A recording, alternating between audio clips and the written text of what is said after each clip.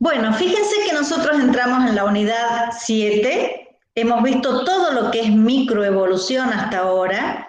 La microevolución podemos decir que es la evolución de los genes en las poblaciones, ¿sí? Es decir, la evolución a una escala menor.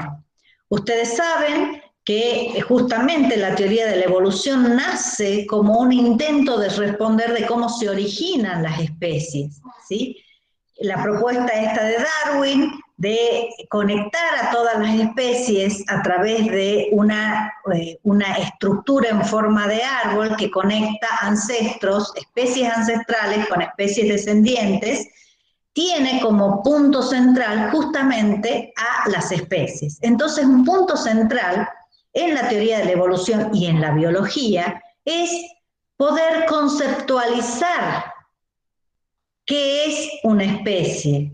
Hay que discutirlo, hay que evaluar, hay que ver si hay distintas posiciones que estén vigentes y además hay que repensar que esa noción de especie no es una noción estática, ha ido cambiando desde Aristóteles hasta nuestra época. Yo les decía previamente que las especies y el origen de las especies es una bisagra entre la micro y la macroevolución, ¿sí? Es como que la especie es la unidad taxonómica que nos ayuda a separar el tiempo evolutivo, que más allá de que hay continuidad en la evolución, a separarlo en una instancia de evolución dentro de las especies que puede culminar con la formación de nuevas especies y la acumulación de diferencias en distintas especies puede dar lugar a formación de categorías taxonómicas que están por encima del nivel de especie y a esto le llamamos macroevolución. Las siguientes unidades vamos a hablar justamente de la macroevolución y vamos a dejar la especie en esta, como digo yo, bisagra entre la micro y la macroevolución, entendiendo que para muchos autores el origen de una especie ya es macroevolución, ¿sí? En esta unidad tenemos un listado de contenidos a desarrollar, entre ellas el concepto de especie, la aproximación epistemológica. Una aproximación epistemológica, ¿en qué consistirá? ¿Qué quiere decir cuando hablamos de aproximación epistemológica?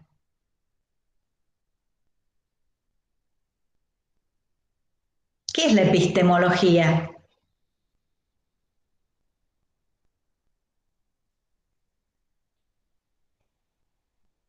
¿Hay alguno de ustedes que pueda aportar algo? Manuel dice conceptualización, tal vez. Ajá.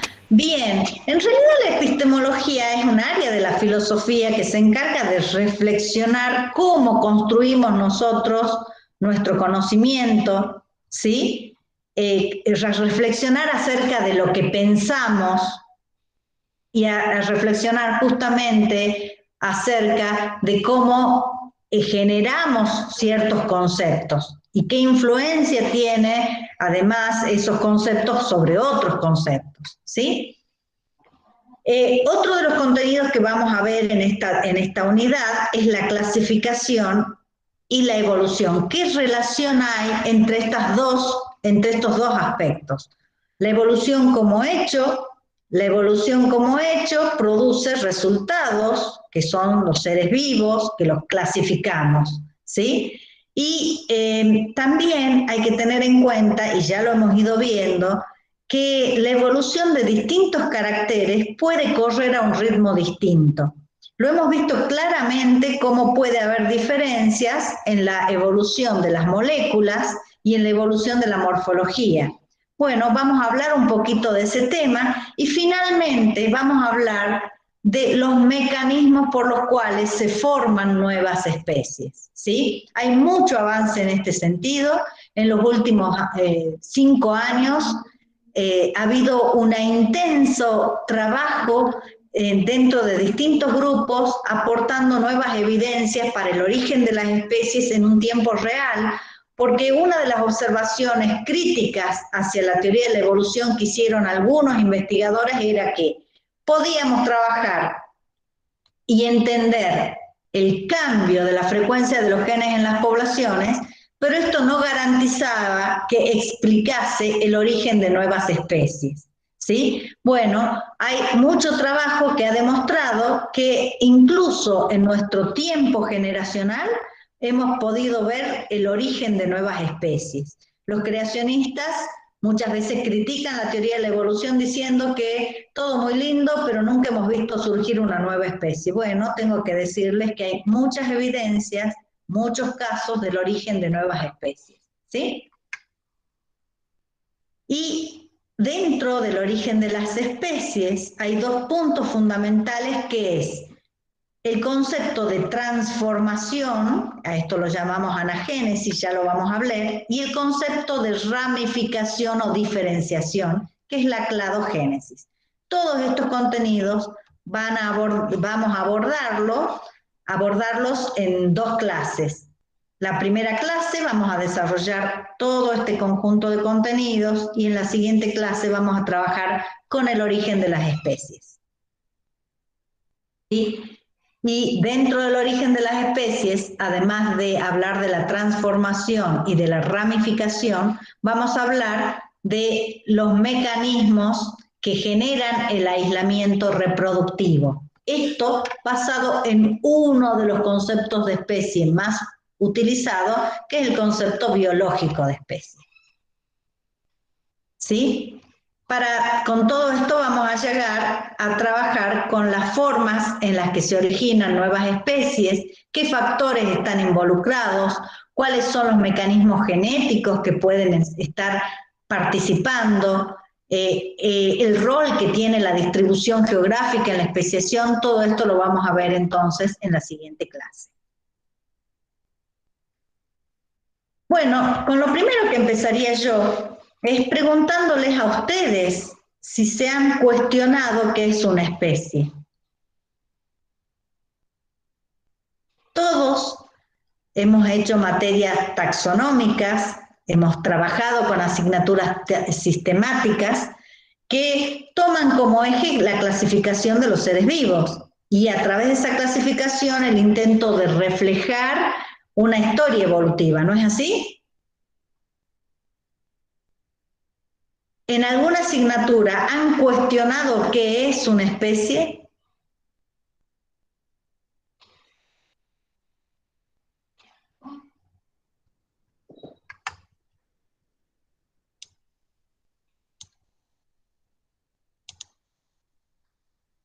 Bueno, como siempre, hoy no puedo poner la pantalla completa en tamaño pequeño.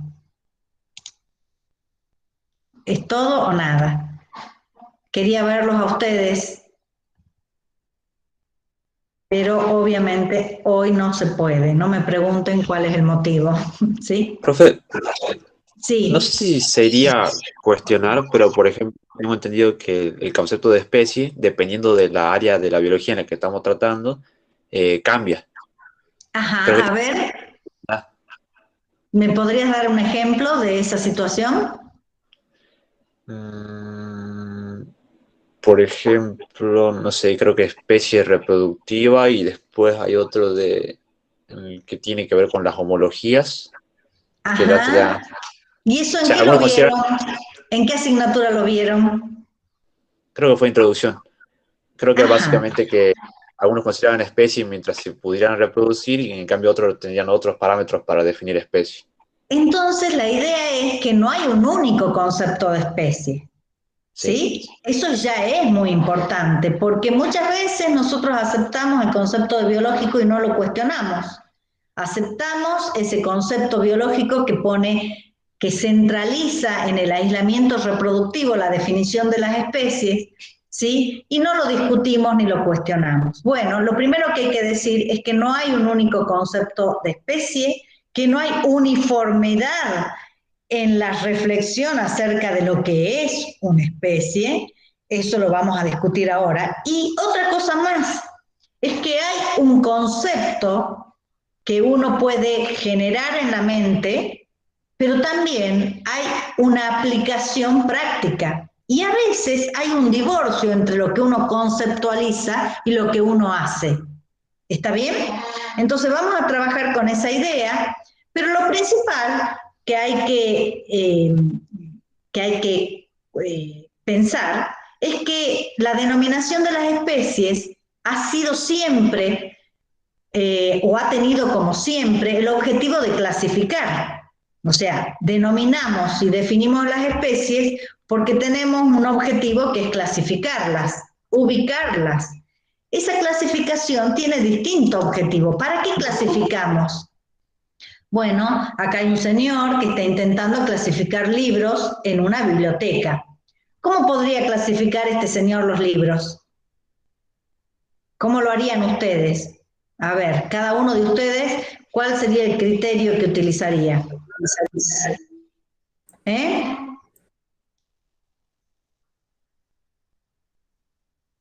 ¿Me escuchan? ¿Profe? ¿Podría ser por, Sí, profe. por el orden alfabético?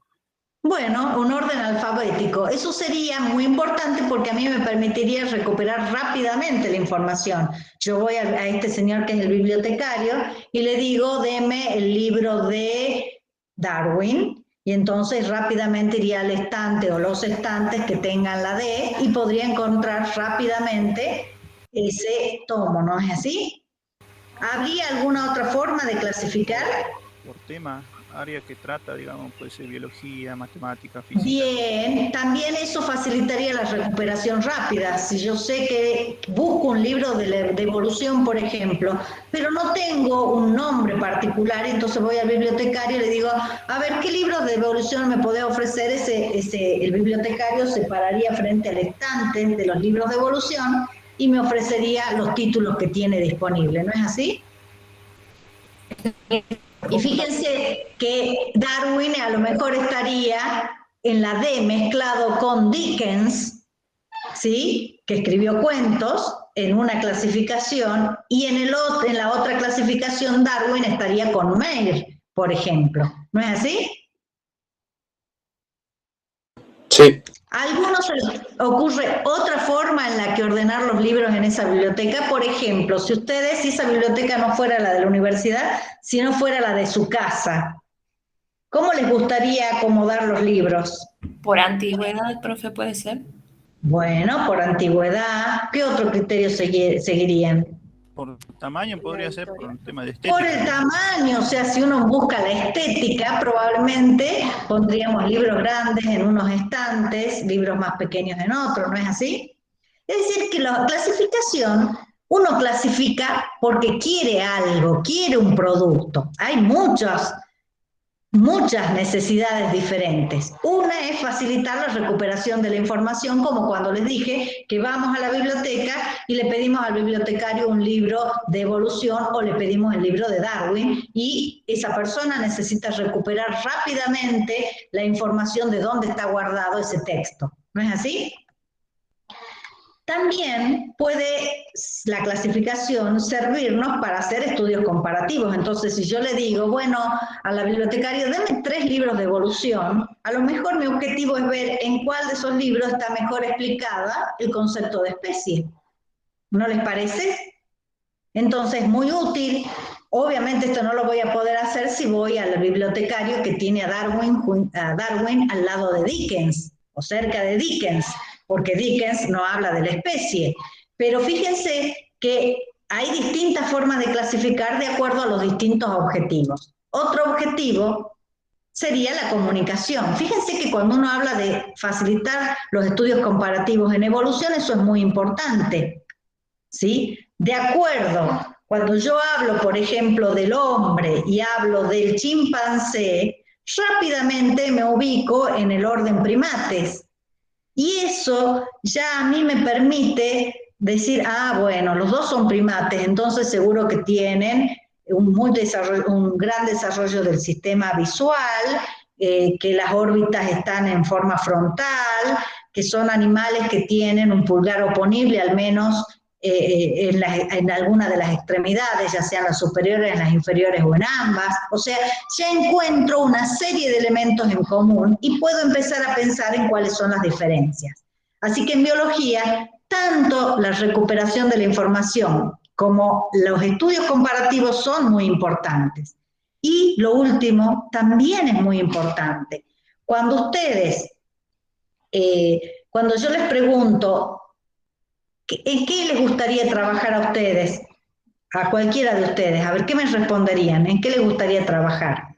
A lo mejor me dicen en ecología, y yo a continuación les voy a decir, ¿de alguna especie en particular? ¿Hay alguno de ustedes que esté interesado en alguna especie o en algún grupo taxonómico en particular?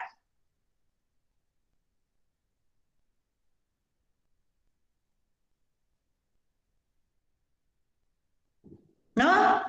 Futuros biólogos seguramente tienen preferencias.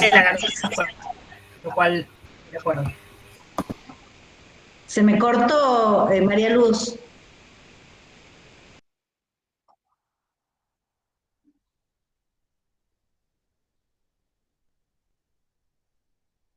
Miren, les comento algo que me pasó a mí, porque no estoy escuchándolos. Hace un tiempo, la profesora de ecología, Marta de Viana, trabajaba en el banco de germoplasma de especies nativas y tenían recolección de muchos materiales. Y yo trabajaba y sigo trabajando mucho en el laboratorio de marcadores moleculares utilizando microsatélites fundamentalmente y otros marcadores para hacer trabajos de mapeo de genes. Ustedes saben que los bancos de germoplasma tienen muchas veces dificultades para decidir con qué colecciones quedarse.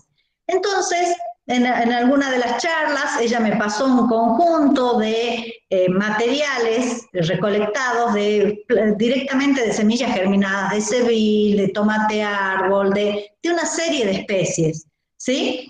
Yo hice extracción de ADN y dije, bueno, algún día cuando trabaje con un marcador universal, que en ese momento no lo estaba haciendo porque estaba ocupada en otra cosa, voy a probar a ver si salen y empezamos a trabajar con marcadores moleculares.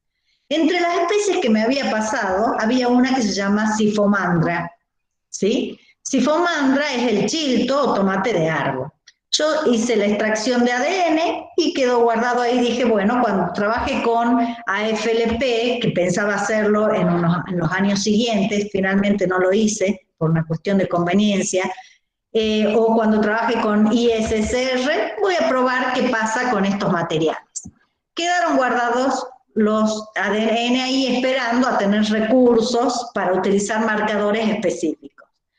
Al poco tiempo, no sé si 7 u 8 meses después, un día hablando con la profesora Marta, me dice, ¿vos sabés que le cambiaron el nombre al tomate de árbol? Y ya no es Sifomandra, ¿sí? Ah, mirá, sí, qué cosa. A mí me interesaba, pero no en términos taxonómicos, por curiosidad nada más. Sí, bueno, ¿y cómo le pusieron ahora? Le pregunto. Solanum betaseum. Fíjense que el cambio de nombre a mí me abrió un campo distinto. Yo trabajo con tomate común, trabajo en mapeo de genes de tomate, entre una de las cosas que hago de tomate comestible. El tomate comestible también le cambiaron el nombre, antes era Lycopersicum esculentum y ahora es Solanum lycopersicum. Ante el cambio de denominación, a mí me abrió una curiosidad. Entonces yo dije, pero qué interesante, Solanum betaseum, el tomate árbol, es del mismo género que Solanum lycopersicum. Y entonces le propuse a la profesora probar los microsatélites específicos del tomate común en el tomate árbol para ver si funcionaban y los podíamos utilizar para hacer estudios de diversidad en el tomate de árbol.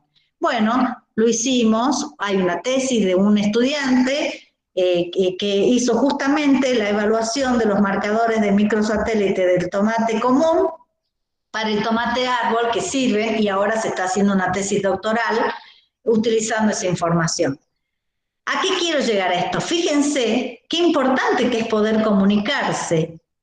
Y en este ejemplo que les estoy dando yo, importante la comunicación. Para mí el nombre significó parentesco, pero sirvió para ver y comparar si esos marcadores específicos del tomate común servían para el tomate árbol.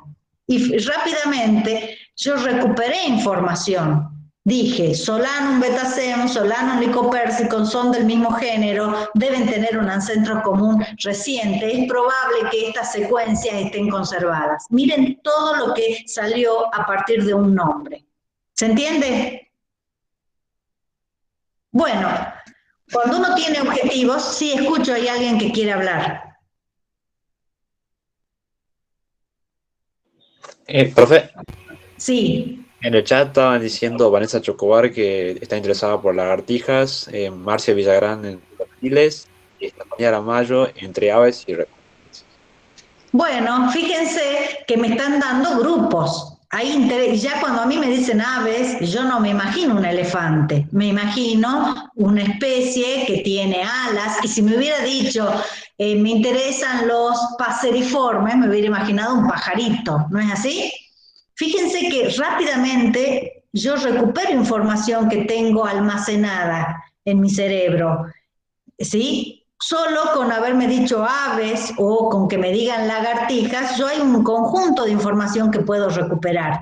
¿Se entiende? Y si me hubieran dado, ustedes me han dado nombres comunes, pero esos nombres comunes están asociados a nombres científicos, ¿sí? Entonces, todos estos objetivos son objetivos interesantes en la biología.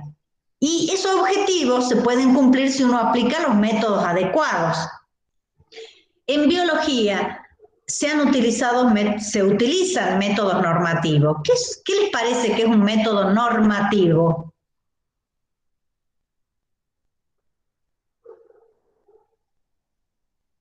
¿Nominales serían, profe? No, normativo es aquel que se basa en normas. Entonces, si yo digo, voy a poner juntos aquellos individuos o aquellas especies que tengan el mismo color, estoy poniendo una norma.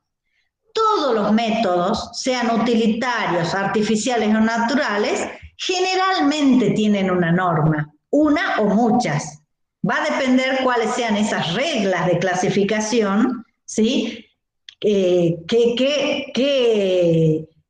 Cómo sigue el resto, si es utilitario, artificial o natural. Por ejemplo, si mi regla es, bueno, les digo, chicos, me ayudan a armar la biblioteca, lo que vamos a hacer es poner los libros por año. Entonces les estoy dando una norma. Vamos a utilizar el origen del libro en términos de año como una norma para clasificar. O les digo, bueno, ordénenlos por tamaño, ordénenlos por autor, todo eso hay normas. O sea que las normas están vinculadas a cualquier otro método, ¿sí? A veces son más complejas que otras. Obviamente que en los métodos utilitarios, que son aquellas clasificaciones cuyo fin es la utilidad, por ejemplo, en la época de Darwin, antes de Darwin, su abuelo, por ejemplo, hacía clasificaciones utilitarias. ¿Cómo se clasificaban en esa época en general muchas de las especies? En función de para qué servían. Entonces, el término, por ejemplo, de plantas hortícolas, plantas medicinales, está muy relacionado con cómo, para qué sirven, ¿no es así? O flores o plantas ornamentales, es una clasificación utilitaria, ¿sí? En las clasificaciones utilitarias, generalmente las normas son más laxas. Las normas, hay menos cantidad de normas, mientras que esos métodos a su vez son artificiales. Fíjense que acá están nombrados como si fueran cosas distintas, pero uno puede estar encerrado en otro, ¿sí? Los utilitarios pueden tener normas, son normativos. Los utilitarios muchas veces son artificiales. ¿Qué es una clasificación artificial versus otra natural?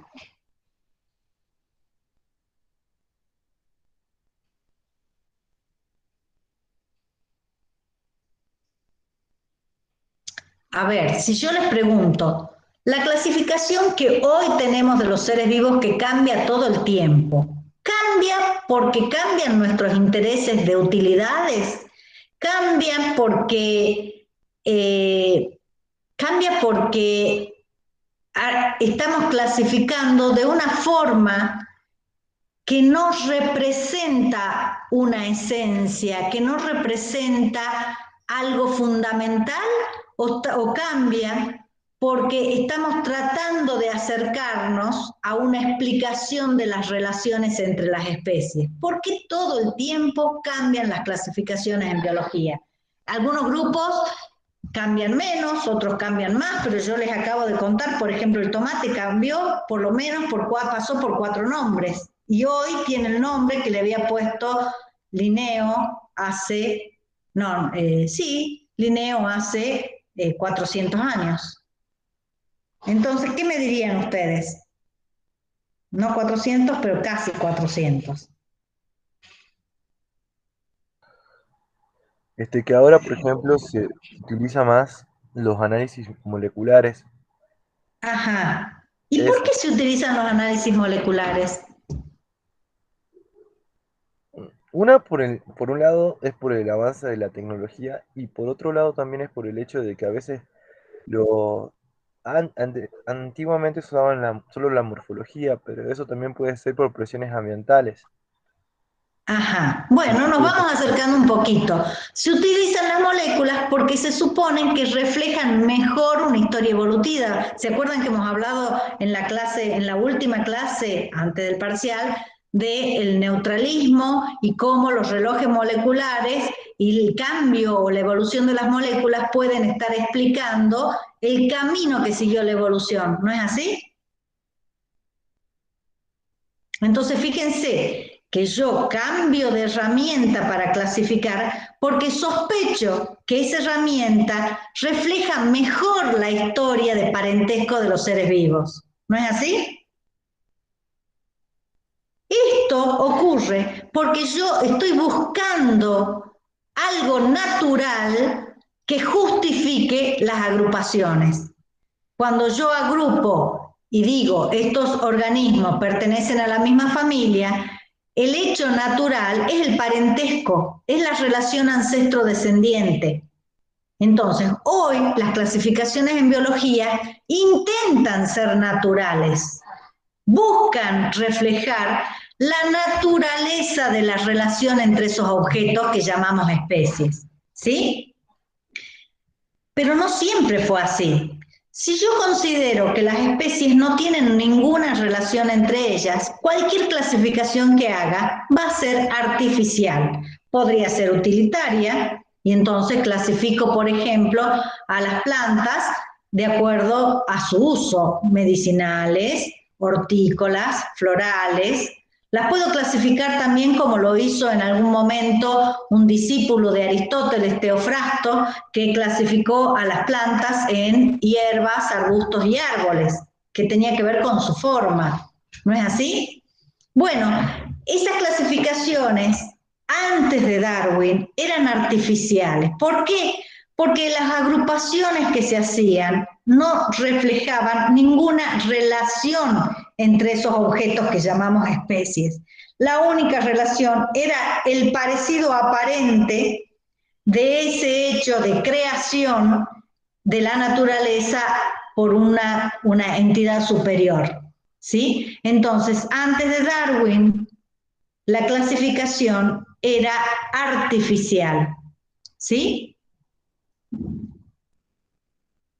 Fíjense que Meir dice que una clasificación es un sistema de almacenamiento y de rescate, cuyo objetivo es localizar un ítem con el menor esfuerzo y la menor pérdida de tiempo.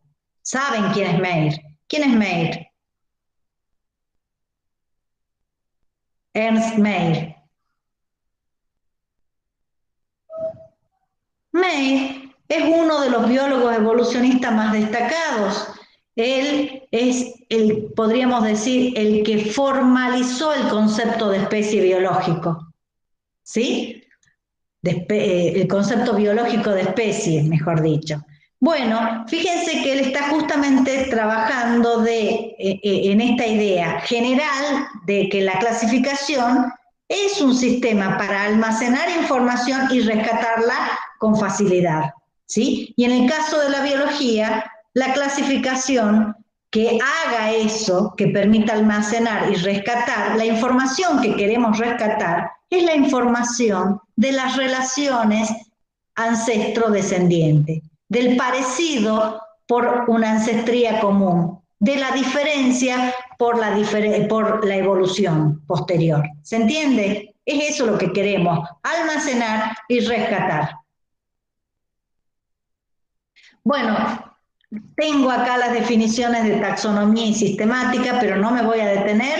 Esto es objeto de repetición en todas las materias sistemáticas que han tenido ustedes, que por lo menos han tenido 4. ¿Sí? ¿Es así o no es así?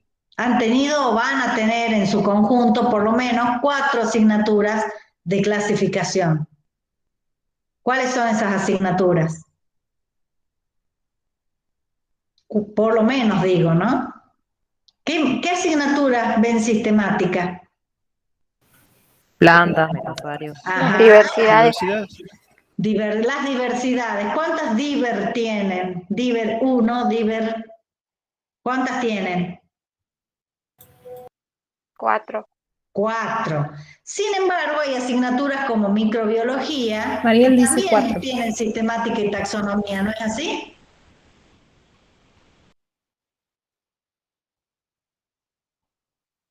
¿Sí o no?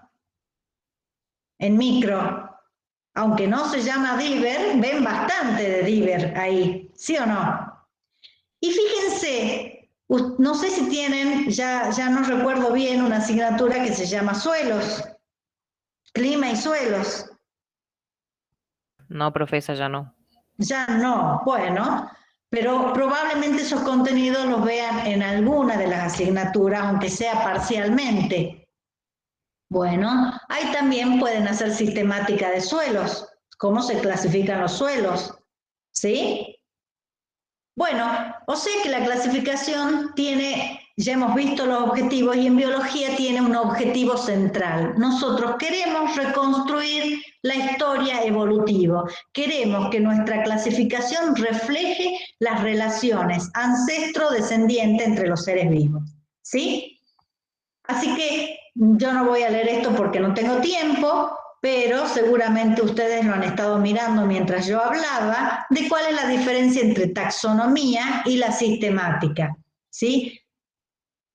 Y seguramente lo han repetido en cada una de las diver que han visto. Bueno, fíjense que esta es una representación de la clasificación en el lado izquierdo del reino planta y en el lado derecho del reino animal o animalia, ¿sí? Con las clasificaciones de una especie en particular, en este caso de Dendroica fusca y en el caso de las plantas de Rosa gallica. Bueno, por darle un ejemplo, está mostrado cómo está esta clasificación es jerárquica. ¿Por qué jerárquica? Porque cada especie se agrupa con especies parecidas en un género, los géneros en familia, las familias en órdenes, en clases y así sucesivamente hacia arriba. ¿Sí? Se habla de microtaxonomía cuando uno demarca o delimita una especie. Demarcar una especie es darle el nombre, caracterizarla y ubicarla jerárquicamente en estas categorías. Y la macrotaxonomía es cuando ya una vez demarcada la especie, ¿sí? Bueno, formamos y describimos estos grupos que son más inclusivos.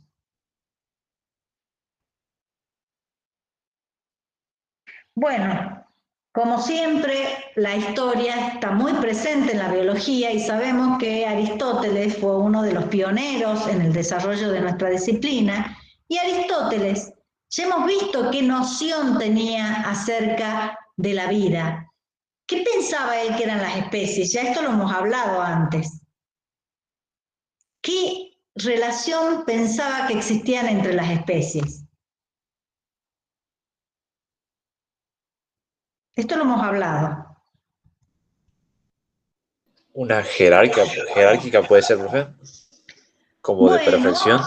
Aristóteles hace una clasificación jerárquica, Pero esa clasificación de las especies, por ejemplo, reuniendo especies que son animales o mamíferos por un lado, ¿no es así?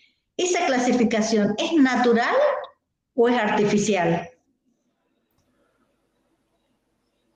Artificial, dirían diría yo. ustedes? Artificial, ¿por qué dirías eso? ¿Quién me está hablando? Porque no estoy viendo los nombres y me interesa saber. Emanuel. Hola, Emanuel. Bueno, ¿por qué pensás vos, Emanuel, que la clasificación que hizo Aristóteles es artificial?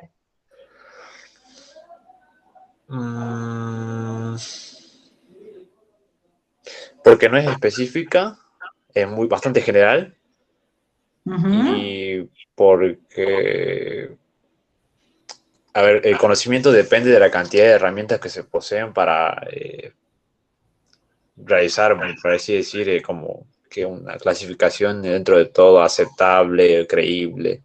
Ajá, Pero perdón. Y ahí me diste un elemento muy importante para hacer la siguiente pregunta. Cuando vos hablas de herramientas, las teorías también son herramientas, ¿sí o no? sí, Ajá. ¿Y cuál era su teoría, lo llamemos, o su idea, ¿sí? Acerca de lo que eran las especies y cómo estaban en la naturaleza? Él hablaba de inmutables también. esencia. Él pensaba que las especies tenían una esencia. Bien, me han dicho también dos elementos muy importantes. ¿Quién me habló recién? Mariana. Mariana, vos dijiste tenían una esencia, alguien dijo son inmutables. Fíjense que esta es la conceptualización de Aristóteles de las especies. Si las especies no cambian y las especies son inmutables, que es lo mismo, pero tienen una esencia, cualquier agrupación que haga yo, ¿va a ser natural o artificial? Me imagino que artificial por el hecho de que no está abierta al cambio. Exactamente. Esas agrupaciones son artificiales porque además él, más allá de que les da la denominación y las agrupa por el parecido, no encuentra una, o no, por lo menos no brinda en su momento, ojo que estamos hablando del siglo IV antes de Cristo, ¿no? No encuentra una explicación para ese parecido, porque en su conceptualización las especies no están relacionadas. Así que, según Aristóteles, más allá de que haya hecho una clasificación, podríamos decir que su clasificación es artificial, ¿sí? En algunos casos es utilitaria, ¿sí? Y básicamente su clasificación parte de dividir desde arriba hacia abajo, ¿sí? Es normativa, pone reglas, voy a clasificar de arriba hacia abajo, voy a mirar qué tienen de parecido, pero ese parecido no implica ninguna relación, y es utilitaria en muchos casos. Los dos grandes grupos que forma son el animal y el vegetal, y a partir de ahí él habla de la especie en esa noción de inmutabilidad, en esa idea de esencia que uno de ustedes mencionó, la idea de la esencia es lo que después nosotros vamos a concebir como el tipo, ¿sí? Y habla también de el género, es decir, especie y género próximos a esa clasificación que luego va a retomar en algún sentido Linneo, ¿sí? Bueno, esto está tomado de uno de los textos mostrando esa idea de además de una jerarquía en la naturaleza. Fíjense que esta clasificación que hace hacia abajo trata de reflejar una jerarquía de complejidad y perfección. En esa jerarquía de complejidad y perfección no está representando relación entre los seres vivos. ¿Está claro? Él quiere reflejar la estructura de complejidad de estas formas de seres vivos que no están relacionados necesariamente entre sí. A partir de su concepto de especie inmutable, esencialista, no hay una relación entre las formas. Pero sí, él dice, bueno, la naturaleza tiene un orden y yo voy a tratar de rescatar ese orden. ¿Sí? Fíjense que en esa clasificación jerárquica es lo que yo les decía, de ese grado de complejidad y perfección.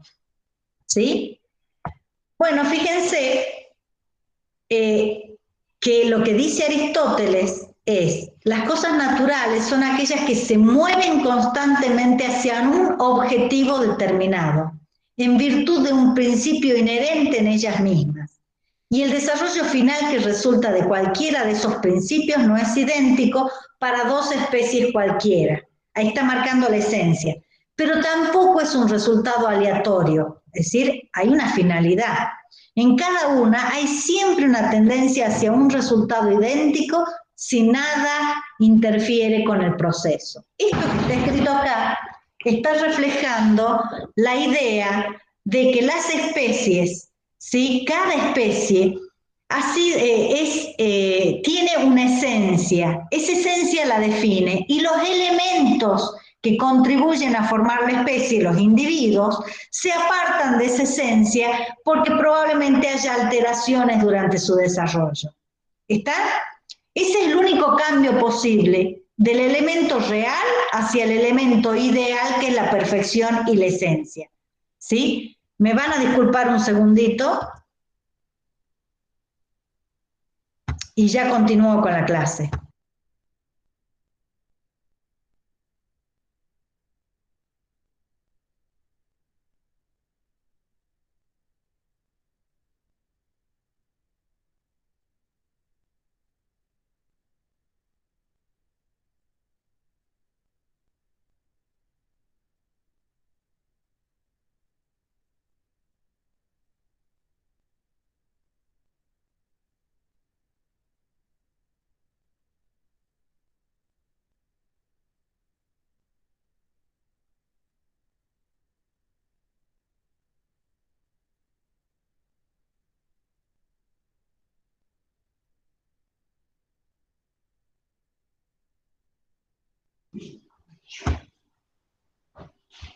Bueno, ahora sí continuamos, discúlpenme.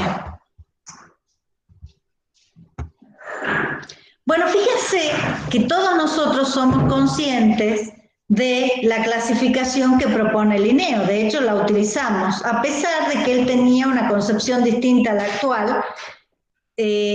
Linneo es el responsable de recuperar un poco algunos elementos de la clasificación aristotélica, pero también Ray, antes que Linneo, propone, por ejemplo, la asignación de nombres en latín con objetivos de la comunicación. ¿Se acuerdan que vimos que eso era importante en la clasificación?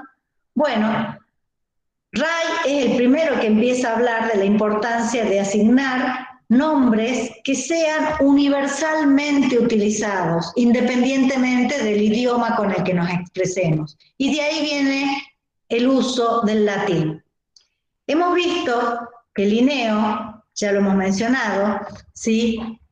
Hace tiempo atrás propone la clasificación hacia arriba, es decir, lo mismo que hacía Aristóteles, pero él lo que propone es al revés. Va desde los elementos, agrupándolos por el parecido en jerarquías cada vez superiores. Esa clasificación es normativa, tiene reglas. ¿Cómo voy a hacer la agrupación? ¿Qué voy a mirar? Y sigue siendo artificial porque esos elementos no tienen conexión. La idea de Linneo es que las especies han sido creadas independientemente, por lo tanto, no hay nada que las conecte, salvo el interés del creador de hacer elementos parecidos o diferentes.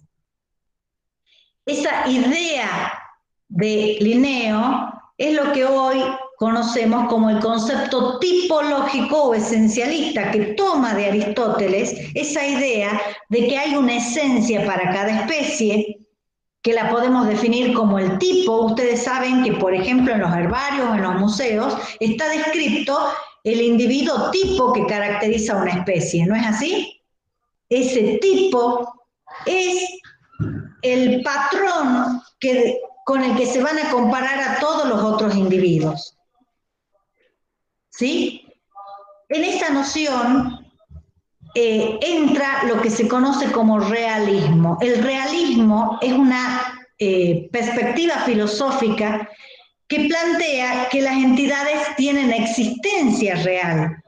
Más allá de que yo las detecte o no, existen. Y simplemente lo que va a hacer el biólogo, en este caso Linneo, es tratar de rescatar esa esencia. ¿Sí?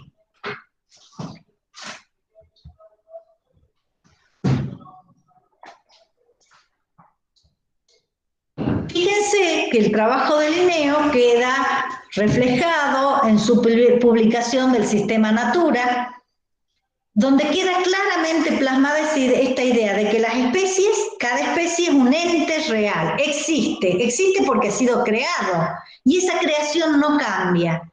Eso que no cambia, o es inmutable, es lo que define la esencia. Lo que tiene que hacer entonces Linneo piensa que su trabajo es poder descubrir esas esencias, darles el nombre, ¿sí? Y ese nombre, fíjense que es un nombre propio. Ustedes deben haber visto los nombres comunes y los nombres propios, ¿sí?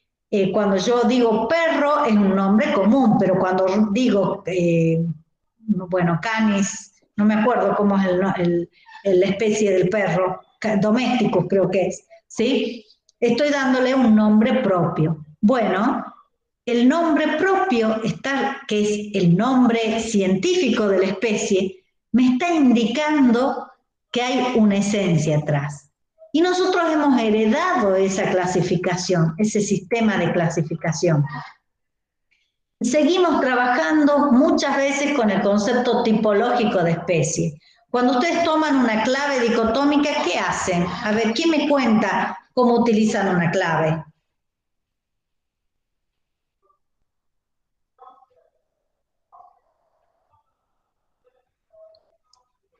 ¿Sí?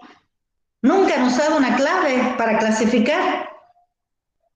No me digan que en plantas vasculares o diver, no sé qué número es, nunca han usado una clave.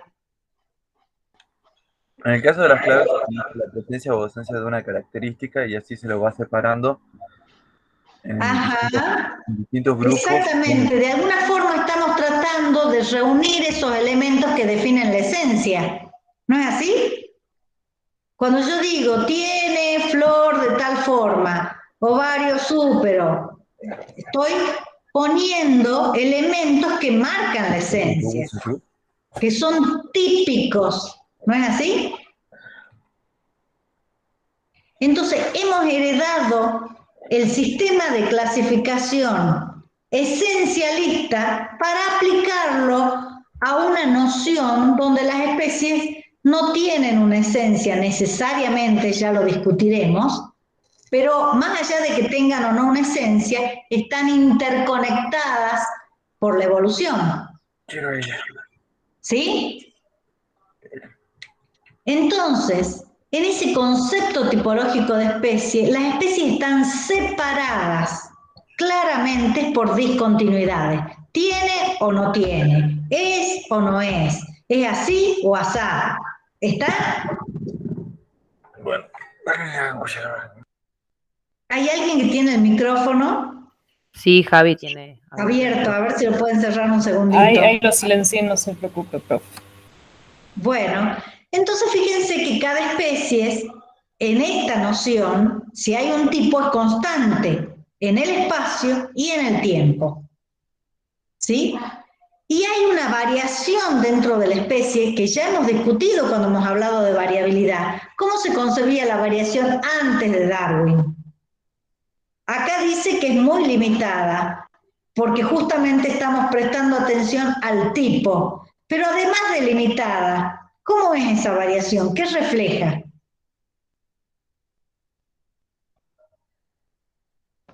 Imperfección o perjuicio a la especie sería. Refleja, no te escucho, se corta. Imperfección. Exactamente, refleja las imperfecciones de los individuos respecto al ideal de esa esencia ideal o esencia que define la especie. ¿Sí? Bueno, fíjense que el primer pensador que ha registrado una teoría evolucionista es Lamarck. Y decimos teoría porque hay una serie de elementos sistemáticos y coherentes entre sí que la integran. Lamarck dice, la especie está precisamente constituida por el grupo completo de individuos semejantes que perpetúan su clase mediante la reproducción. Por semejante quiero significar las cualidades esenciales de la especie, debido a que los individuos que pertenecen a ellas muestran a menudo diferencias accidentales, que son la base de las variedades y en ocasiones muestran diferencias sexuales. En este concepto de Lamarck, ¿diríamos que se diferencia o no de Linneo?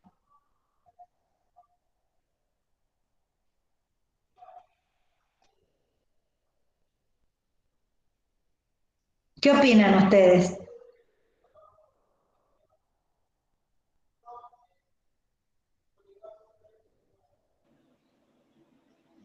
Sí, porque, o sea, acepta que hay cualidades esenciales, como dice, pero al mismo tiempo incluye las diferencias que considera accidental.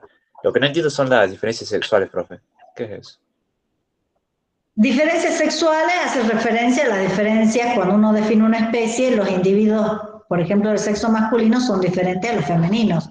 En algunas especies es muy clara esa diferencia, ¿sí? Pero también eso puede estar describiendo la esencia, ¿no es así? Donde los machos son distintos de las hembras. En este concepto, tomado del mismo Lamarck, vemos que no difiere de Linneo. Él habla de esencia, habla de diferencias accidentales, pero es interesante que esas diferencias accidentales son las que van a dar origen luego a la evolución y a la transformación. Y miren la siguiente frase. No obstante, para facilitar el estudio y el conocimiento de tantos cuerpos distintos, resulta útil dar el nombre de especie a toda colección de individuos semejantes que la generación perpetúa en el mismo estado, en tanto que las circunstancias de su situación no cambian bastante para hacer variar sus hábitos, su carácter y su forma. Este último pedazo, ¿de qué nos está hablando?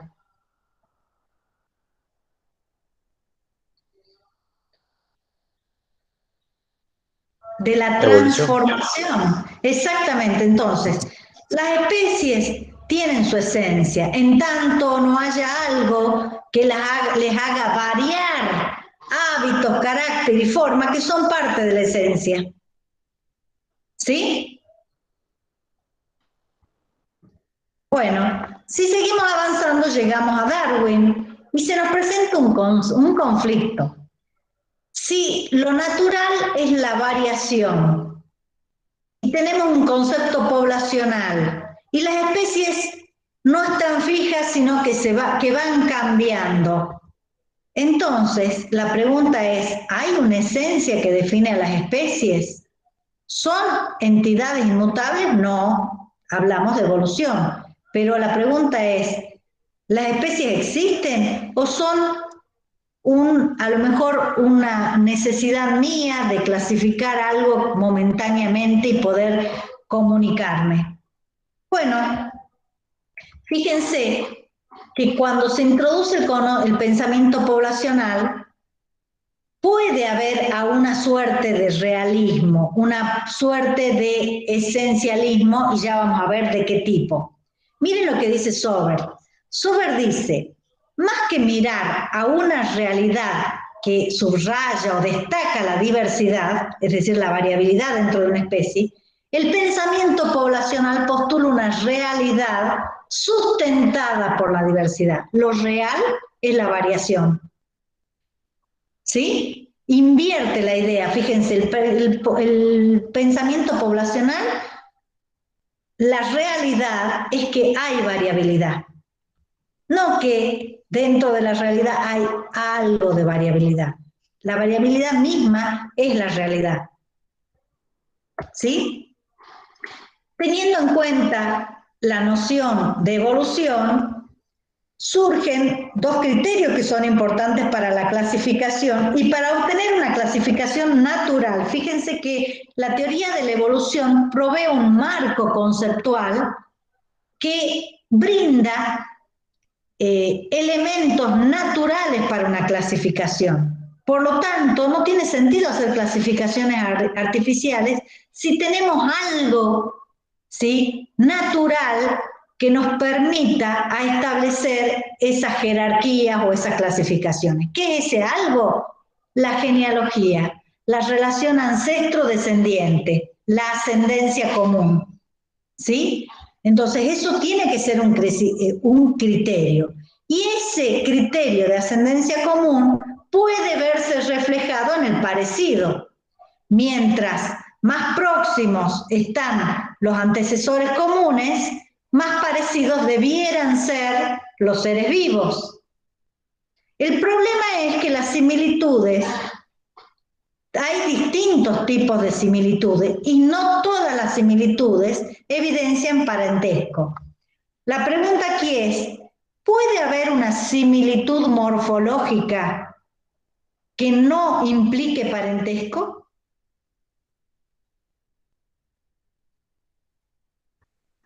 Sí.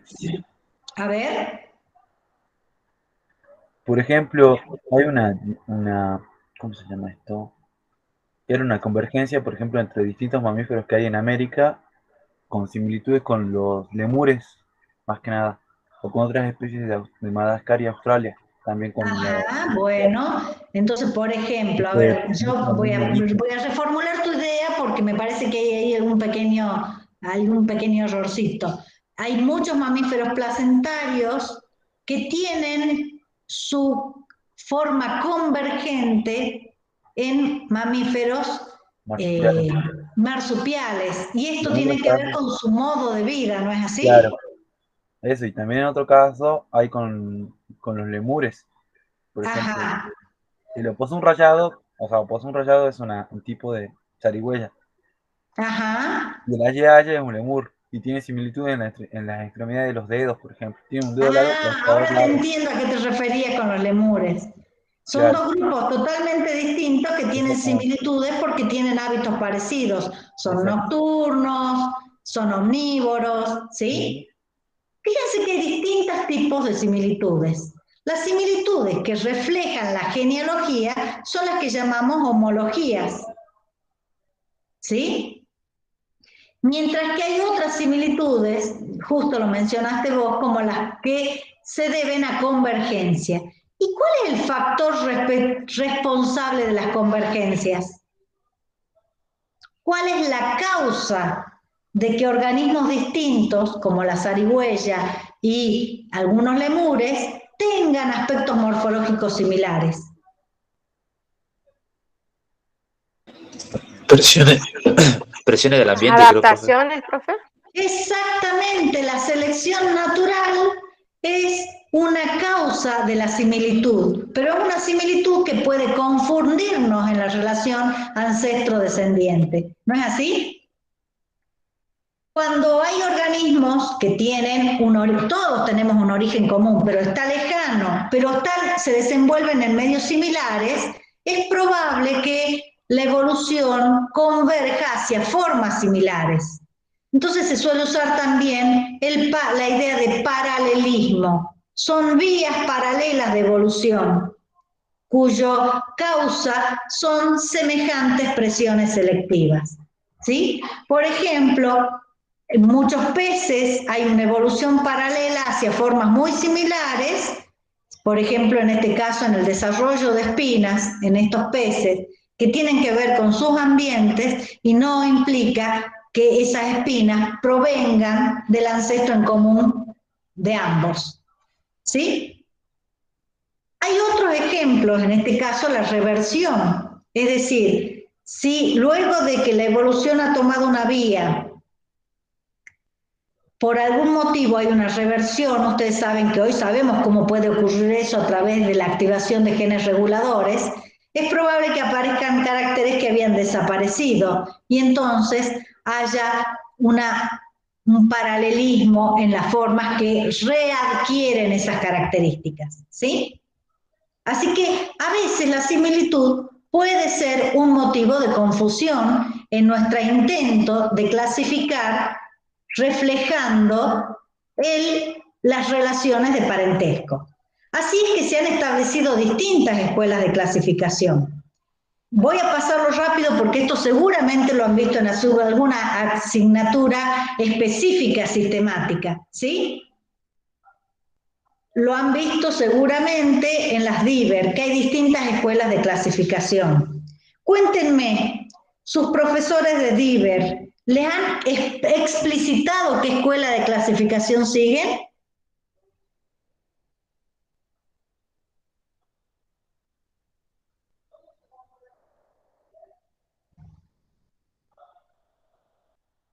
El objetivo de todas las escuelas es el mismo, reflejar la naturaleza de relaciones ancestro-descendientes. Todas tienen el mismo objetivo, es decir, tenemos ahora un elemento natural que es la evolución, que lo vamos a utilizar para ordenar la diversidad biológica, ¿sí? Ahora, ¿cómo lo hago? Puede cambiar. Ese cómo está reflejado en estas distintas escuelas. Para Huxley, Simpson, Meir, proponen la idea de la sistemática evolutiva, que tiene algunos criterios importantes, por ejemplo, tener en cuenta la discrepancia morfológica, el nicho adaptativo, tener en cuenta la riqueza o diversidad en las especies y que haya una monofilia mínima, un mínimo de grupos formados por el mismo ancestro común, ¿sí? Esa escuela ha sido muy criticada y con el desarrollo del análisis multivariado, fíjense, Sokal, Sneed son proponentes del análisis multivariado, desarrollaron la escuela fenética. En la escuela fenética dicen, bueno, es difícil conocer de manera objetiva la filogenia porque ningún proceso histórico se repite, pero si nosotros en nuestro objetivo lo que queremos es establecer clasificaciones estables, lo que podemos hacer es tomar todos los caracteres que podamos, la máxima cantidad de ellas, utilicemos una herramienta estadística que es el análisis multivariado y seguramente lo que obtendremos, esa clasificación en forma de árbol que llamamos fenograma, ¿sí? Va a estar representando las relaciones de parentesco, ¿sí? Entonces el parentesco va a surgir, va a ser un emergente del parecido.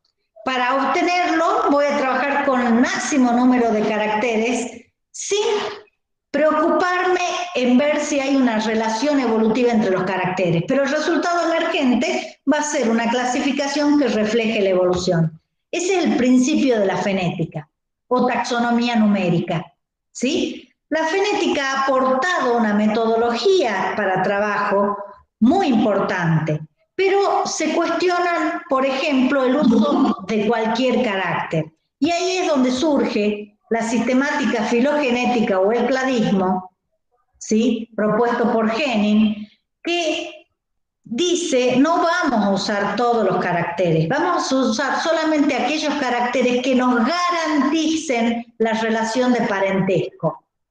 Yo quiero una monofilia estricta, no quiero meter nada aquí que no me asegure que tienen ese ancestro en común, ¿sí? Les estoy dando una síntesis muy apretada de estas visiones. Otro de los principios que les interesa es incluir un carácter apomorfo, es decir, el que es compartido por todos los miembros y es heredado por las especies descendientes. Y finalmente hay otros principios muy interesantes que son la parsimonia. Bueno, el mejor árbol que voy a obtener es aquel que refleje las relaciones entre las especies o entre los grupos con menos pasos. Esa es la idea de parsimonia, lo más simple, esa es la idea de parsimonia. Y finalmente, lo que voy a obtener son cladogramas, así como la escuela fenética obtenía fenogramas, ellos hablan de cladogramas porque esos cladogramas están reflejando episodios de diferenciación. Y en esos cladogramas puedo agregarles además el tiempo de separación. ¿Sí? En tiempos actuales, ustedes saben que hay discrepancias entre las clasificaciones que se obtienen con uno y otro método. Y, por ejemplo, Kouduka propone que una buena solución que pueda ser aplicada no solamente a especies de reproducción sexual es clasificar utilizando información directamente del ADN. ¿Sí? Miren, lo que está reflejado acá es, por ejemplo, la taxonomía de especies basadas en el fenotipo a la izquierda y en la constitución genética a la derecha. Bueno, la idea es encontrar una suerte de consenso. No siempre la clasificación basada en el fenotipo refleja las relaciones genéticas, en parte porque no todos los rasgos evolucionan a la misma velocidad y ya sabemos que los rasgos morfológicos están muy moldeados por la acción del ambiente. ¿Sí? Esto que yo les he presentado acá lo discute Kouduka en un trabajo sobre la reclasificación de las jirafas. Bueno, sin querer nos hemos estado cuestionando si las especies existen o no. Y esta es una discusión filosófica que no solamente atañe a la especie, sino que atañe a muchos objetos. Los filósofos se cuestionan si hay muchas entidades que existen en la realidad o que simplemente existen los elementos individuales y nosotros en una abstracción los agrupamos. Esa es la diferencia entre el realismo y el nominalismo. ¿Sí? Y entonces, cuando nosotros vemos que las poblaciones tienen mucha variabilidad y que a su vez cambian porque evolucionan, la pregunta es, cuando hablamos de especie, ¿estamos agrupando elementos que podemos estudiar en la naturaleza y les damos un nombre? ¿O esa agrupación tiene algo que justifica su existencia real? Y esa es la discrepancia entre nominalistas y realistas. La teoría de la evolución viene a cuestionar la realidad. Si hay continuidad y hay transformación gradual, ¿dónde pongo esa discontinuidad que requiere el realismo? ¿Sí? Bueno, para muchos el problema lo tiene ya el mismo Darwin. Él habla del origen de las especies. Y depende de qué pasaje del libro leamos, vamos a ver si estamos leyendo unos sectores, parece ser que Darwin no es nominalista, y si estamos mirando otros pasajes de su texto, nos da la idea del realismo. El nombre del libro nos hace pensar en realidad. Si habla de un origen de las especies, pensamos que las especies tienen existencia real. Sin embargo, cuando él hace la comparación entre la continuidad entre las variedades y razas y la especie, nos da a pensar que tiene una visión nominalista, sobre todo en esa gradualidad de las diferencias entre una categoría y la otra. ¿Me siguen hasta ahí? Sí, profe. Bueno, entonces el problema es, ¿existen las discontinuidades que son las necesarias para indicar que una especie tiene límites reales y existe en la naturaleza? ¿O esas discontinuidades no siempre están presentes? ¿Sí? Si la evolución procede de forma continua y gradual, fundamentalmente por la acción de la selección natural en la visión más preponderante del neodarwinismo, entonces, ¿la evolución genera discontinuidades o las discontinuidades las impongo yo en mi necesidad de clasificar?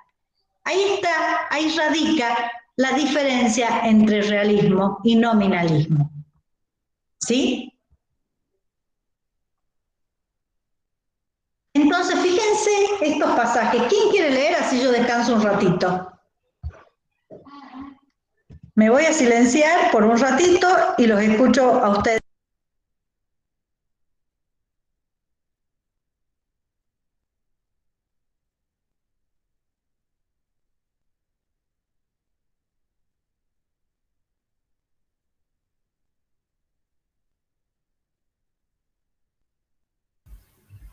Profe, ¿lo leo yo?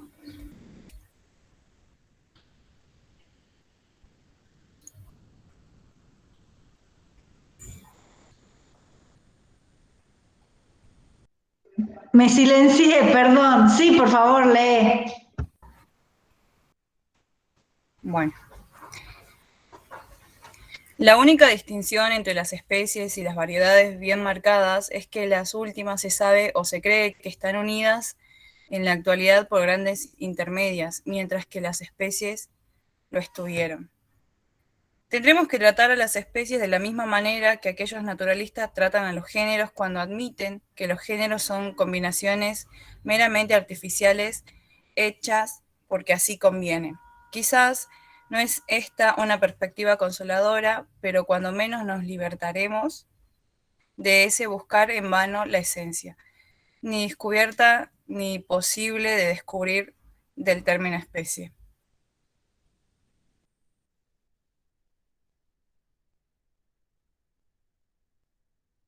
Fíjense que esos dos párrafos asumen conceptos distintos de especie. Si uno lee el primer párrafo, dice, Darwin era realista. Dice, la única distinción entre las especies y las variedades es que las últimas se sabe o se cree que están unidas en la actualidad por gradaciones intermedias, mientras que las especies lo estuvieron. Ya no hay gradaciones intermedias. ¿Se entiende? Ahí está marcando esa discontinuidad. En el siguiente párrafo, claramente dice que deberemos tratar a las especies de la misma forma que se trata a los géneros, son combinaciones artificiales hechas porque así conviene. Y después dice, nos libertaremos de ese buscar en vano la esencia. ¿Qué nos dice este otro párrafo?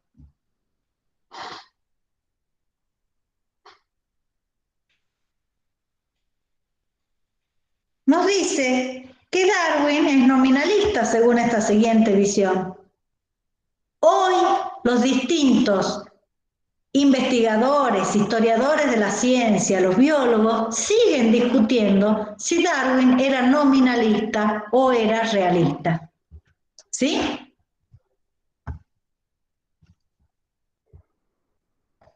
Bueno, entonces asumir la variabilidad en la descendencia supone asumir la variabilidad dentro de las especies. Hay un problema. ¿Cuál es el rango de variabilidad? ¿Hasta cuánta variabilidad aguanto yo para definir la misma especie? ¿Sí? Es decir, en algunos casos ustedes van a ver, por ejemplo, cuando usan las claves dicotómicas, mirar el tipo de hoja alcanza para definir si es A o B. Sin embargo, en otros casos, ese mismo carácter puede ser parte de la variabilidad de la especie, ¿sí o no? Entonces, es problemático cuánta variabilidad tengo que aceptar dentro de cada especie, ¿sí?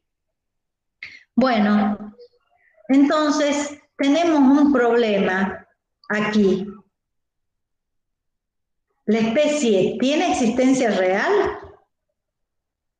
Hay distintas versiones del realismo. Una cosa es el realismo de Aristóteles o Linneo, que se justifica en la idea de esencia por creación. Ese realismo ya no existe, pero existen otras formas de realismo. Por ejemplo, el de Dobzhansky y Meyer, que son biólogos evolucionistas, que proponen un realismo basado en el aislamiento reproductivo. ¿Sí? Es decir, ¿quién marca la discontinuidad? La discontinuidad está establecida por el aislamiento reproductivo. Esa es una forma de realismo distinta a la de Aristóteles y Linneo. Y hay un tercer modo en el que podemos expresar el realismo, que es el que proponen Eldredge, Gould y Verba, que son proponentes de los equilibrios puntuados que vamos a ver más adelante, y que dicen que las especies tienen existencia real porque constituyen unidades de selección. Lo vamos a ver más adelante, por ahora lo dejemos ahí. La otra versión es que las especies no tienen existencia real. ¿Sí? Esto es lo que dice, esto es lo que quiere decir que no tienen realidad ontológica, ¿sí? No tienen esencia, no tienen una entidad propia. Solo existen las especies como una agrupación basada en la actividad humana. Yo agrupo individuos y les doy el nombre de especie, pero no hay nada natural que defina esa discontinuidad, ¿sí? Entonces, vamos a ver qué conceptos realistas tenemos. El clásico concepto realista, o el típico, o el más utilizado, o al que todos nos adscribimos casi sin discutir, es al concepto biológico, ¿sí? Que fue propuesto primero por Dobzhansky, que en realidad Darwin da las pautas de ese concepto biológico, Dobzhansky lo refina un poco más, y May es el que propone la definición, ¿sí? Esta definición es la que tienen ahí, ¿quién la quiere leer?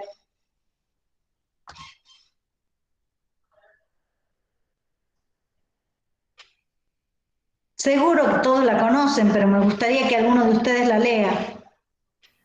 Una especie es un conjunto de poblaciones capaces de cruzarse unas con otras y aislado reproductivamente de otros grupos similares por barreras fisiológicas o de comportamiento. ¿Sí? Se está estableciendo la discontinuidad, es el aislamiento reproductivo. Ese es el concepto biológico que todos utilizamos. Fíjense que acá habla de capaces, en algunas definiciones aparece la idea de potencialmente, pueden reproducirse potencialmente porque esto nos permite unir individuos que están geográficamente apartados o temporalmente apartados de generaciones distintas, entonces en teoría podrían reproducirse, tienen la potencialidad de reproducirse entre sí. ¿Sí? Bueno, entonces en esta definición estamos viendo que una especie es una comunidad reproductiva, pero en esa comunidad reproductiva lo que se hace es preservar un pool de genes y preservar también un sistema genético. Muchos critican porque no se puede poner a prueba eso. Cuando yo tengo en cuenta la potencialidad de la reproducción de organismos que vivieron 300 años atrás o que viven en lugares y no puedo comprobar si se reproducen, entonces el planteo es, bueno, ¿cómo hago para verificar esta hipótesis? O poner la prueba si no quieren usar la palabra verificación. ¿Sí? Y aparecen objeciones, como por ejemplo, que hay discontinuidades morfológicas como las que estamos viendo acá. ¿Sí? Si nosotros miramos estas imágenes, ¿qué dirían ustedes respecto de estos individuos que están mirando? ¿Son o no son de la misma especie?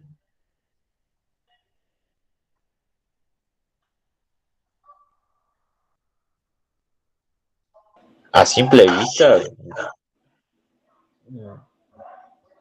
Alguien les pone en la mesa del laboratorio C, ¿sí? Luego les pone estas arañitas y les dicen, bueno, clasifíquelas. ¿Qué van a hacer ustedes?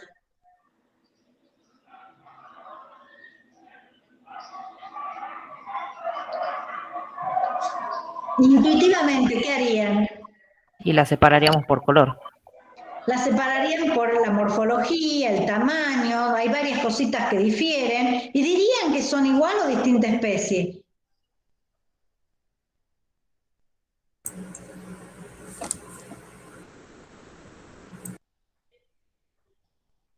Y a simple vista distintas. A simple vista distintas.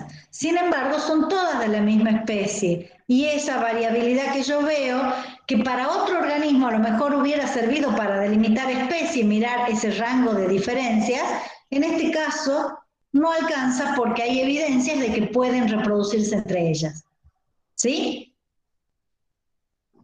Entonces, el criterio es la discontinuidad en los pools de genes basado por la reproducción, por el aislamiento reproductivo. Si no hay aislamiento reproductivo, todas forman o todas aportan al pool de genes y por lo tanto hay un único sistema genético que está definiendo a la especie.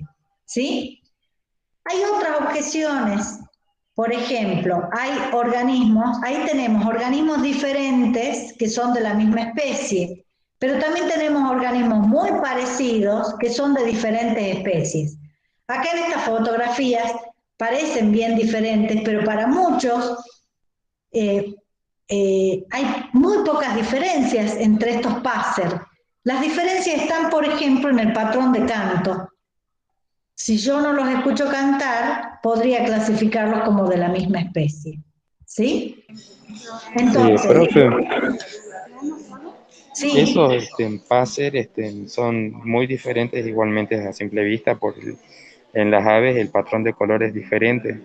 Así que viendo eso, ya se ven de que son diferentes especies. bueno, yo no soy especialista en aves, pero lo que les estoy proponiendo acá es una discusión que tienen especialistas en passer, ¿sí? Los especialistas en passer, yo estoy viendo acá fotografías con distinta distancia, con distinto foco, y no estoy mirando la variabilidad que hay entre los dos. Si yo analizara la variabilidad en el patrón de color de estos y de estos, es probablemente que se unan. Los especialistas hablan de que estas son especies gemelas, porque si yo tomo este en particular, no tengo certeza de poder clasificarlo, mirando solo el patrón de plumaje, ¿sí? Yo he tomado esta fotografía porque las he sacado de algún lado, pero obviamente los especialistas en este género están diciendo que hay un rango de continuidad en la morfología que me dificulta definir si es o no de la misma especie. Pero sí lo pueden hacer cuando graban sus patrones de canto. Es decir, si yo miro el plumaje, tengo dificultades. Si miro cómo cantan, si escucho más que miro cómo cantan, puedo discriminarlos, y esto es importante porque ustedes saben que el canto es un factor muy importante en el reconocimiento para la reproducción. Se habla de estos casos como especies gemelas. Las especies son gemelas, son aquellas con morfología similar, pero que no configuran o que no aportan a un mismo pool de genes. Bueno, acá tenemos distintas águilas, tenemos un problema parecido, y acá distintas especies de mariposa que en estado adulto son muy parecidas, pero que difieren en el estado larval. ¿Lo ven? En estado adulto son crípticas. Si yo encuentro esta mariposa, excepto por el tamaño, en algunos casos, pero que también hay, acuérdense que muchas de estas características tienen una distribución continua. Entonces, en los extremos hay superposición. Tendría dificultades para clasificar. Y ahí tenemos también caracoles. Caracoles que tienen variabilidad en el patrón de coloración. Esto es solamente el color, pero muchas veces también hay patrones de dibujos o también de giro de las espiras, en un sentido o en otro sentido, ¿lo ven? Y son todos de la misma especie en este caso. ¿Sí? Entonces, es difícil distinguir si se trata de la misma o de distintas especies, sobre todo cuando no tengo elementos para poner a prueba si hay potencialidad reproductiva. Lo que dicen los realistas es que hay una razón biológica para que la evolución produzca discontinuidades llamadas especies. Y esto es evitar los cruzamientos con individuos que han evolucionado adaptados a distintas condiciones. La especie preserva genes adaptados o coadaptados, podríamos decir. Si hay flujo de genes desde otras especies, es probable que se produzca un desajuste. Entonces, la discontinuidad reproductiva es un producto de la evolución. un producto de la evolución que permite o que facilita o que conserva grupos de genes adaptados. ¿Se entiende? Este es el significado biológico de la especie, según los realistas. Entonces, la especie está protegiendo genotipos armoniosos y equilibrados, genotipos y fenotipos, de el desajuste por la introducción de genes que romperían esa armonía y ese equilibrio. ¿Se entiende? Bueno, el tema está en que es muy fácil hablar del concepto biológico en organismos con reproducción sexual, pero cuando vamos a organismos con reproducción asexual, tenemos el problema de cómo definir a la especie. ¿Sí? Entonces, esto es un problema y nos indica que el concepto biológico de especie no es universal, es solo para las especies con reproducción sexual. ¿Sí? Hay muchas especies que tienen tipos distintos, están aisladas geográficamente y sin embargo sus pools de genes todavía son compatibles. ¿Sí? Es decir, si tuviesen la oportunidad de reproducirse, por ejemplo, los orangutanes de Sumatra y no me acuerdo de qué otro lugar es, que hoy se consideran como subespecies distintas, podrían reproducirse. ¿Sí? Sin embargo, apelando a las posibilidades de movilidad sin que intervenga el hombre, no se pueden reproducir porque están aislados geográficamente. Y tienen muchos caracteres, incluso cromosómicos, que los diferencian. Creo que yo en algún caso, no sé si les di ejemplos de orangutanes o de chimpancés, en algún problemita les había puesto las diferencias de los cromosomas, ¿se acuerdan?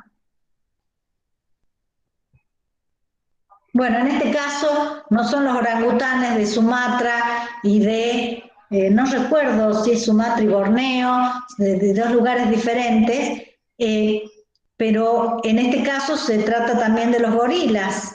Hay gorilas que ocupan áreas que están apartadas geográficamente y que entonces muchos hablan de distintas razas. Hay otras especies cuya variabilidad es tan amplia y que las poblaciones son polimórficas. ¿Se acuerdan que ya hemos hablado de esto? De especies politípicas y polimórficas. En las especies polimórficas, los individuos diferentes están presentes dentro de la misma población. En las especies politípicas, las poblaciones presentan al interior individuos similares, pero que se diferencian de otras poblaciones. El concepto de raza, de subespecie, está asociada a la idea de una especie politípica. ¿Sí? Por ejemplo, la especie humana durante mucho tiempo se consideró politípica y se hablaba de la existencia de razas. Los datos moleculares han mostrado que nuestra especie no es politípica, que no hay razas y que lo que sí hay es un extendido polimorfismo. ¿Sí? Bueno, fíjense que un problema que para los realistas es a favor y para los nominalistas en contra es la existencia de híbridos. Perdón, al revés.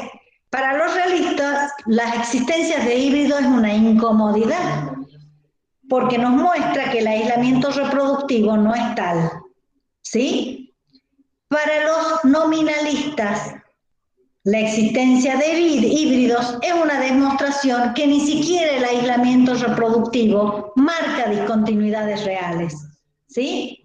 Bueno, acá hay una figura que la tomé una vez, me pareció tan linda, esta mezcla de un ave con un conejito, pero bueno, no hay ningún bichito que se parezca a esto.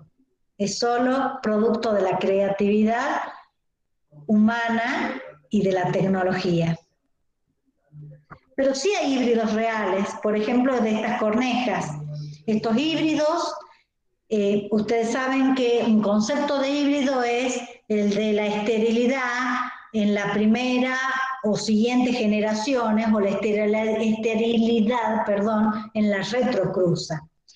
Vamos a ver que cada vez, en los últimos años, les digo yo que los últimos 6 o 7 años, el problema de los híbridos ha tomado una relevancia crucial, y lo vamos a ver después, ¿sí? Sobre todo en la especie humana, que se habla de la existencia de varias especies del género Homo que han hibridado, entre ellos neandertales con Homo sapiens, denisovanos con neandertales, denisovanos con Homo sapiens y otras 2 más. Hoy se hablan de por lo menos que debe haber habido unas 5 especies de humanos, ¿sí?, del género Homo que han podido hibridarse. Y hay una consecuencia muy interesante de la hibridación que se llama introgresión. ¿Han oído hablar de las introgresiones?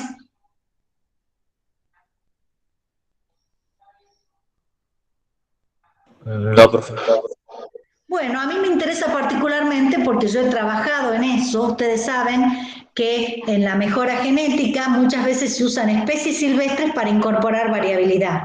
Entonces, por ejemplo, nosotros tenemos un cultivar de tomate al que le hemos introducido genes cruzándolos con una especie silvestre que es Abrocaites. Sin embargo, la descendencia la seguimos llamando Solanum lycopersicum y la seguimos considerando tomate cultivado. ¿Por qué? Porque lo que hemos hecho es producir el cruzamiento, y a la descendencia SF1 la hemos retrocruzado siempre con uno de los parentales. A tal punto que llegamos luego de 10 generaciones a un cultivar, ¿sí?, que tiene genes de la especie silvestre, pero en términos generales tiene todo el fondo genético de la especie cultivada. ¿Se entiende? Eso es una introgresión. Bueno, hoy se habla de la introgresión como la incorporación de genes ajenos al acervo genético de una especie, y esto nos está marcando que la discontinuidad reproductiva no es tal, que se puede sortear esa discontinuidad. Antes se creía que solo el hombre a veces podía lograr esos cruzamientos. De hecho, Solanum lycopersicum con Solanum abrocaites parecía que solamente podíamos producir nosotros el cruzamiento. Sin embargo, los estudios del genoma han mostrado que el genoma del tomate en varios lugares muestra eventos de introgresión desde especies silvestres como Penelli u otras. Esto mismo se está descubriendo en la actualidad para el genoma de Homo sapiens. Tenemos algún porcentaje de genes neandertales, algún porcentaje en las poblaciones del Tíbet tienen de los denisovanos, y entonces la pregunta es, ¿existen las especies? ¿Es tal la discontinuidad reproductiva, incluso en organismos de reproducción sexual, como el hombre? ¿Sí? Entonces, fíjense que algunos, tratando de sortear estos problemas, han planteado otros conceptos realistas de especie. Por ejemplo, el concepto evolutivo, definiendo que una especie es una secuencia ancestro-descendiente de poblaciones que evolucionaron separadamente de otras secuencias. Y aparece acá un término muy interesante, y es que posee papeles y tendencias evolutivas propias. Y la crítica es, bueno, ¿cuáles son esos papeles? ¿Cuáles son esas tendencias? ¿A qué tendencias las llamo propias y a cuáles compartidas? ¿Sí? Entonces es muy difícil quedarse con una idea y con un concepto de especie. ¿Sí? Este concepto, al igual que un concepto biológico, son realistas, pero lo que hace es permitir incorporar a poblaciones que no comparten el mismo momento o que vendrán en la posteridad, ¿sí? Y que esa unidad que define la especie es mantenida por restricciones del desarrollo, restricciones genéticas, restricciones ecológicas. Eso es lo que mantiene y define la especie. Bueno, en base a esta idea aparece el concepto cohesivo que lo propone Templeton. Templeton dice Templeton, perdón, dice que la especie es un linaje evolutivo que se conserva por mecanismos que evitan que los individuos lleven sus genes hacia otros grupos. Esos mecanismos son fuerzas microevolutivas básicas. Por ejemplo, la selección natural, incluso habiendo flujo génico desde otros grupos, la selección puede restringir, eliminando los individuos que no poseen ese conjunto de genes coadaptados. También la deriva genética puede ser la responsable de esas diferenciaciones.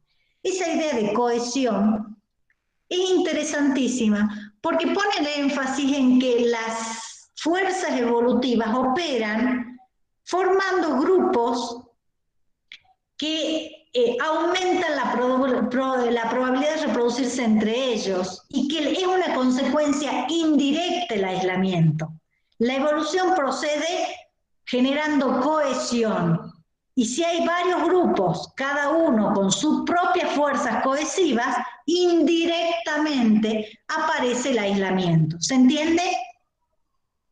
A ver si me permite, creo que hoy sí puedo dibujar, porque lo grabé de una forma particular.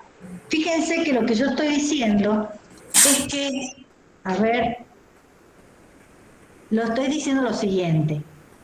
Si acá tengo un grupo de individuos y hay fuerzas cohesivas, selección, deriva, esas fuerzas van favoreciendo que este pool de genes esté coadaptado. Si ahora tengo otro grupo de individuos, puede ocurrir lo mismo en ese otro grupo de individuos. ¿Alcanzan a ver esto? Entonces las fuerzas producen una cohesión que aumenta la probabilidad de que se reproduzcan entre ellos y la mera reproducción entre ellos facilita que ese grupo a la larga quede separado de este otro. ¿Se entiende? Entonces, ellos dicen, el concepto biológico se equivoca al definir por aislamiento reproductivo. En realidad, la naturaleza evolutiva opera por cohesión y el aislamiento es una consecuencia secundaria. ¿Se entiende? Bueno, la historia del destino evolutivo común, a muchos no les gusta la palabra destino. En realidad, uno podría utilizarla pensando en que destino se refiere en que las fuerzas evolutivas conducen a algo. No quiere que esté destinado. No quiere decir que ya haya un destino previo, sino que las fuerzas van canalizando los fenotipos hacia un lugar determinado. ¿Se entiende? De todas formas, se sigue cuestionando que la cohesión no es igual para todas las características. A lo mejor esa cohesión es muy fuerte, por ejemplo, para el canto en las aves y no es tan fuerte para la coloración o del plumaje o lo que comen. ¿Se entiende? Entonces, hay otros conceptos. Perdón, dije Templeton hace un rato. Bueno, Patterson trabaja con un concepto muy parecido y él dice que la cohesión ocurre porque hay fuerzas que favorecen el reconocimiento de individuos dentro de las especies. Ahora, todo esto está vinculado con la reproducción sexual. ¿Sí? Entonces, fíjense que lo que han hecho todos estos autores es cambiar del concepto biológico que enfatiza en el aislamiento, pasando por la idea de cohesión a la del reconocimiento. Lo que va a decir Patterson es que la naturaleza de las fuerzas evolutivas, por ejemplo la selección, ¿sí?, fortalece el reconocimiento de individuos que comparten ese pool de genes. Y entonces, al fortalecer eso, por ejemplo, con la selección sexual, lo que se está haciendo es debilitar la posibilidad de interacción con otros individuos de grupos que están sometidos a otras fuerzas. ¿Se entiende? Entonces, este concepto de reconocimiento tiene un fundamento muy fuerte en la selección sexual. Entonces, hay comportamientos, hay morfologías, hay sustancias químicas que pueden favorecer esa cohesión interna y que lo hacen porque permiten a los individuos reconocerse. ¿Sí? Estamos todos en conceptos realistas. Está el concepto de selección de especie, que Gould y Verba, sobre todo Verba, lo proponen, y Gould, ahí está escrito, mal escrito, es Gould, no Gould. Gould lo toma luego, donde Elizabeth Verba lo que propone es que la especie es un supraorganismo, es una entidad de existencia real que se comporta como un individuo. La especie puede reproducirse dejando especies hijas. La especie tiene un tiempo de vida, una longevidad, y entonces, como tal, esas propiedades emergentes la definen como una unidad de selección. Así, para Gould y Verba, la especie existe, tiene una esencia, pero diferente a la que hubiera utilizado Linneo, basada en la inmutabilidad y la creación, y diferente a la que plantea Dobzhansky, Meyer, Templeton, Patterson, basada en el aislamiento reproductivo o la cohesión reproductiva. ¿Se entiende? Esas propiedades emergentes le permiten a estos individuos ser los blancos de la selección. Todo esto tiene consecuencias epistemológicas, ¿sí? Entonces, ¿cuál es una consecuencia epistemológica? Bueno, como supraorganismo, la presencia de esas propiedades emergentes, ¿sí? Que nos permite que cada organismo es parte de un organismo más grande, el cual llamamos especie. Así como nosotros pensamos que las hormigas son parte del hormiguero, bueno, cada una de nosotros, cada uno de esta especie que llamamos Homo sapiens, somos un pedacito de esa entidad real que llamamos Homo sapiens, ¿sí? Bueno, el gran problema de todos estos conceptos realistas de especie aparece sobre todo en las especies con reproducción asexual. Y entonces se ha proporcionado un concepto agámico de especie, es decir, un concepto en el cual no interesa el tema de la reproducción. Y no sé si tengo tiempo de abordar la idea del nominalismo. Lo dejamos acá y continuamos la clase que viene, porque ya me he pasado con la clase, ¿sí? Repasen el concepto de realismo, todo lo que vimos hasta acá. Yo les voy a subir en la plataforma un artículo que quiero que todos lean para la clase siguiente y ustedes me van a proporcionar los conceptos o los problemas que plantea el nominalismo. Así que a partir de esta tarde o esta noche van a tener disponible el artículo de Crisi. Hay otros que también les voy a subir, pero todos seguro tienen que leer Crisi y pueden leer todo lo otro que quieran. El libro de Soler, Fondevila, lo que quieran, lo que encuentren pueden leerlo, pero no pueden dejar de leer el artículo de Crisi que va a estar disponible para que trabajen, ¿sí? Entonces, vamos a cortar acá la clase. La próxima clase cerramos en un ratito breve el nominalismo y vamos a empezar a hablar de los mecanismos de aislamiento reproductivo, la anagénesis, la cladogénesis y el origen de nuevas especies.